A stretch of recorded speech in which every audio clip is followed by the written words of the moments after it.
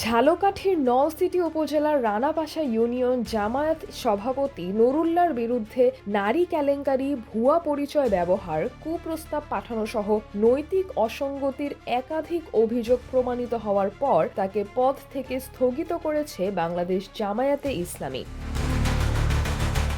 দলীয় তদন্ত কমিটির প্রতিবেদনে এসব অভিযোগ নিশ্চিত হওয়ায় সংগঠনটি এই সিদ্ধান্ত গ্রহণ করে। স্থানীয় সূত্র জানায়, কয়েক মাস আগে নুরুল্লাহর এক অজ্ঞাত নারীর সঙ্গে আপত্তিকর ভিডিও কলের একটি ক্লিপ সামাজিক মাধ্যমে ছড়িয়ে পড়ে। এছাড়া ঝালকাঠি সদর উপজেলার কৃষ্ণকাঠি এলাকার একটি স্বতন্ত্র ইত্তেদিয়া মাদ্রাসায় শিক্ষকতা করার সময় একজন ছাত্রের মায়ের মোবাইলে নিয়মিত কুপ্রস্তাব পাঠানোর অভিযোগও উঠে।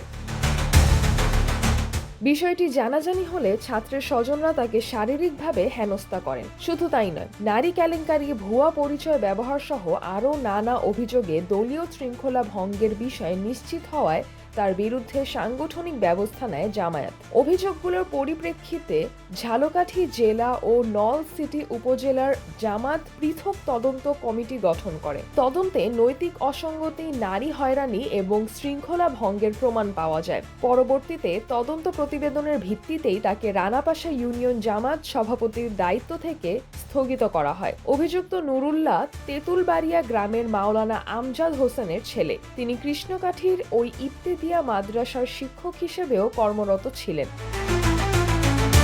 পদ থেকে স্থগিত হওয়ার পর তার সঙ্গে যোগাযোগের চেষ্টায় একাধিকবার ফোন করা হলেও তিনি সাড়া দেননি। এ বিষয়ে ঝালকাঠি জেলা জামায়াতের সেক্রেটারি মোহাম্মদ ফরিদুল হক জানান, জামায়াতে ইসলামী নৈতিকতা ও শৃঙ্খলার বাইরে কোনো আচরণ বরদাস্ত করে না।